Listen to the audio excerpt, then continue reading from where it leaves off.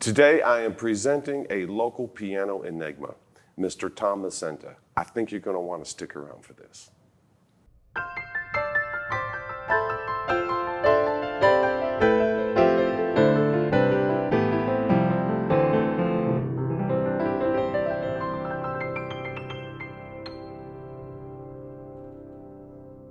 Hi, this is Ted Barsley with Piano Galleries, and today we have a guest, Mr. Thomas Masinter, and we are going to be visiting about his life in piano, his piano story, and he's going to play for us. Tom, what age did you start playing piano? What was your introduction? I was 10 years old. 10? And you know in piano, that's a late bloomer. I was a late bloomer. Yes. So how did you end up in piano? There must have been a music introduction that got you to where I think I could like to learn. My father was a musician. Oh, what did he play? Oh, he played the string bass. He played with Louis Prima back in the 30s, was in 7 movies with him in Hollywood. Okay, so I'm getting like the bare necessities here, right? Yeah, and on my mother's side of the family, they were good North Louisiana country musicians, fiddle players, guitar players and banjo players, and my mother. Somebody have a squeeze box and accordion? No accordions, because I was kind of predated that, I guess. Got you there. Okay. Yeah. The other thing is, when you first started off on piano, was it formalized lessons, or did you just kind of start joining? It was formal. Formal? My incredibly talented older sister, Susan, was already taking. And so there is a lead person your introduction. She was so important. How many times did I hear, "Why can't you practice like your sister?" Oh, okay. Well, you know, I had an older brother who actually started taking piano lessons first. And he probably had about 4 or 5 weeks of lessons. Mm-hmm. And exactly as my father had planned, the next oldest one, which was me, came around and said, "Hey, I want to do what he's doing." Yeah. And so then the one that was actually 4 came around and said, "I want to do what they're doing," which was part of the way to get them into piano. Yeah. So how long, since you started when you were 10, you had an advantage of an already almost reaching an octave hand. Am I right in assuming that? Yes. Okay, so could you reach an octave from when you started? I don't know, but I presume I did, because I can reach, a tenth now. Right. But once you hit that octave comfortably, the whole instrument starts to make more sense. It does. Instead of seeing 88, you only see 12. Well, I was a loud little boy, and more notes were better than fewer notes. Mm-hmm. So, okay, I got to ask you a question. When it came to piano, and as you were learning, based on what you were listening to, who did you think was it like a piano idol, a piano god to you that you thought could really play and master the instrument, or inspired you to want to do more? The main two, Van Cliburn and Peter Nero. Okay, so you were along the classical line then. Yeah, quite a bit. My father had played in the symphony there in New Orleans too. So. Okay, the guys that I thought were hip, just put myself in perspective, and way back when was Roger Williams and Ferrante and Teicher. Okay? Oh yeah. And then amongst them, I found this guy, Dick Hyman, and that guy I still think is one of the greatest all-around pianists of all time. Yeah. You name a genre, he's a master of it. Yeah. And I met him. I'm sure you may have met him too, because he was around San Antonio. I was in New Orleans. I was raised. I'm a New Orleans boy. Okay. Well, that was Jim Cullum's piano guy that he did albums. He was good. And that's how I met him. He'd come in here and rehearse. When I was a kid, I was in a rock band, and I was playing in the French Quarter and stuff like that. Rock music, I want to ask. Yeah. Who were your rock influences? Who were the guys that you liked in rock bands? Beach Boys. Okay. Animals. Okay. And you can just go right on through that British invasion thing too. Super. Yeah. Okay, you started playing piano at 10. I'm just making a guess because I don't know this. And by the way, I need to back up. I need to tell a Thomas Masinter story here. Okay. I came to work at Alamo Music Center in 1998 in August. Wow. I wasn't even here a month. And I'm hearing your name thrown around like you're a vendor, an employee, and had been around the store for a long time. You had students. You still teach, is that correct? Still teaching. You had students. You had performances. Yes. Because sometimes I'd be doing a gig and I'd walk by one of the hotels and there'd be another guy playing piano. I said, hey man, who's getting the gigs?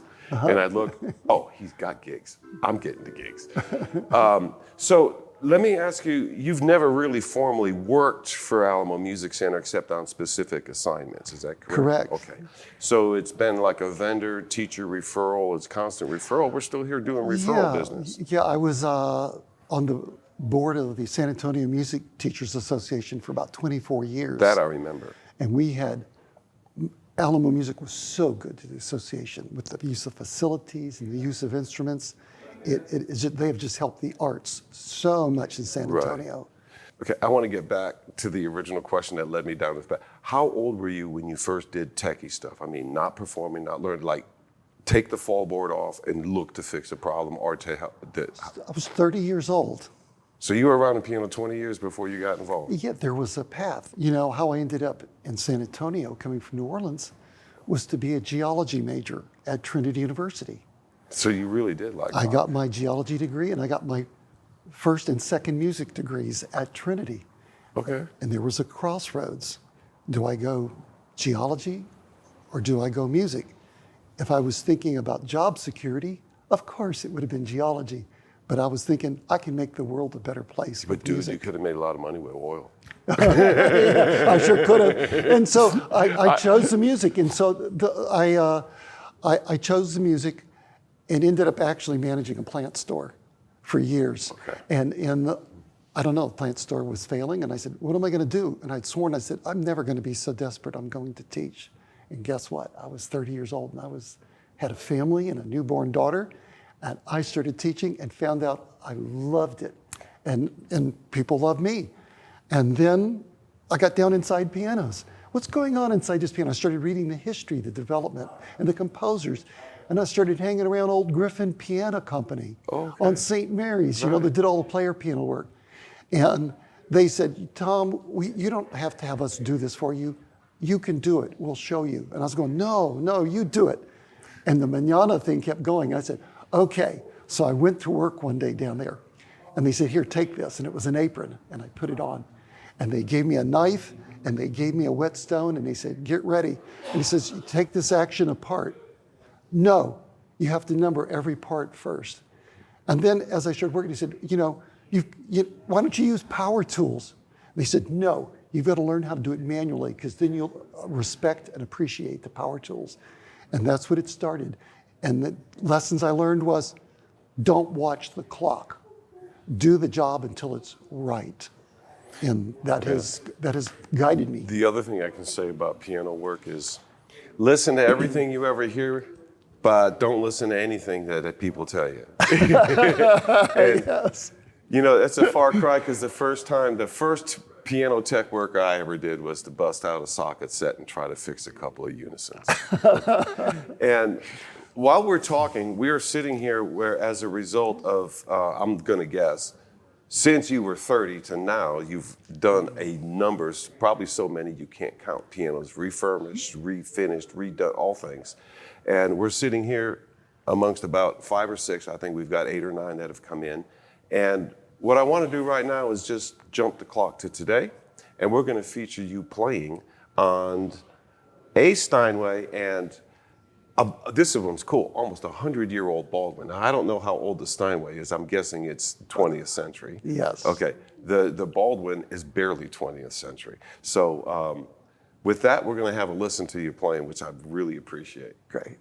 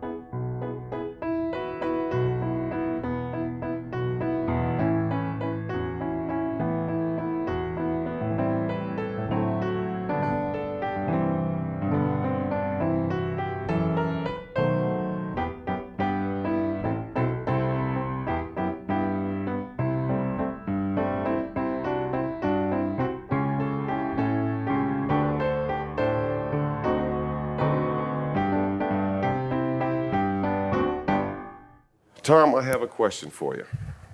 What is the oldest, most vintage piano you've worked on and turned around? Probably, oh my gosh, as I go down through the past, I've got so many pianos that I still have in my collection, Right. and going back to the 1830s.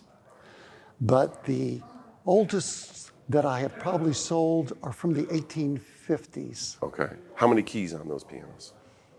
The Chickering cocked hat Oh, brand cocked hat. was 85 keys because they were very advanced Right. on doing those. So do you have any odd number, less than 85 keys? I've got pianos that have like 62? 72, 72? 74.